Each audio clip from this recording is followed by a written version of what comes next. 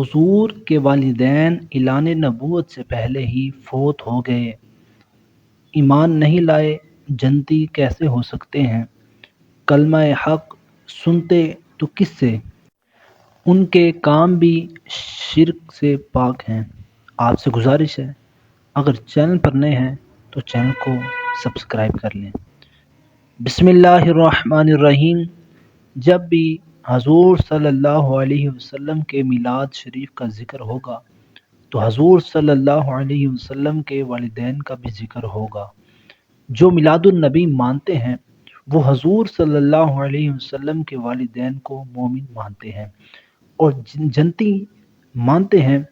بعض لوگ حضور صلی اللہ علیہ وسلم کے والدین کو جنتی نہیں مانتے، حضور صلی اللہ علیہ وسلم کے والدین کے ایمان کے قائل نہیں ہیں، نعوذ باللہ من ذالک۔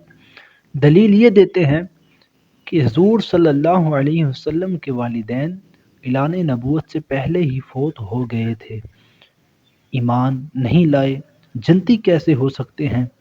میں سمجھانے کی نیت سے عرض کرتا ہوں۔ حضور صلی اللہ علیہ وسلم کے والدین کریمین کا تعلق زمانہ فطرت سے ہے۔ ایک نبی کے جانے کے بعد دوسرے نبی کے آنے تک فطرت کا زمانہ ہے۔ حضرت عیسیٰ علیہ السلام کے جانے کے بعد حضور صلی اللہ علیہ وسلم کے دنیا میں تشریف لانے تک تقریباً 600 سال کا زمانہ نبی سے خالی زمانہ ہے۔ جس زمانے میں کوئی نبی پیدا نہ ہوا ہو اسے فطرت کا زمانہ کہتے ہیں۔ اب اس دور کے لوگ ہدایت کی روشنی حاصل کرتے تو کہاں سے کرتے؟ کلمہ حق سنتے تو کہاں سے سنتے؟ اس فطرت کے دور میں اللہ تعالیٰ کی توحید کو ماننا ہی کافی ہے۔ اللہ تعالیٰ کی توحید پر قائم رہنا، کفر اور شرک نہ کرنا ہی مومن کی نشانی ہے، جنتی ہونے کی نشانی ہے۔ حضور صلی اللہ علیہ وسلم کے ماں باپ، دادا دادی، نانا نانی یہ فطرت کے دور میں ہے۔ اس دور میں انہوں نے کسی بت کی پوجا نہیں کی۔ پوجا نہ کرنا ہی ان کے ایماندار ہونے کی نشانی ہے۔ دوسری بات یہ ہے کہ حضرت عیسیٰ علیہ السلام صرف بنی اسرائیل کی رہنمائی کے لیے تشریف لائے تھے۔ حجاز والے ان کی امت دعوت میں ہی داخل نہ تھے، نہ عیسیٰ علیہ السلام نے ان کو تبلیغ فرمائی، کیونکہ یہ ان کی ذمہ داری ہی نہ تھی۔ اللہ تعالیٰ کے فرمان کے یہی لوگ مصداق ہیں۔ ہم کسی کو عذاب نہیں دیتے جب تک ان میں رسول مبعوث نہ فرمائے۔ کسی ضعیف حدیث سے بھی یہ ثابت نہیں کہ حضور صلی اللہ علیہ وسلم کے والدین بتوں کو پوجتے تھے۔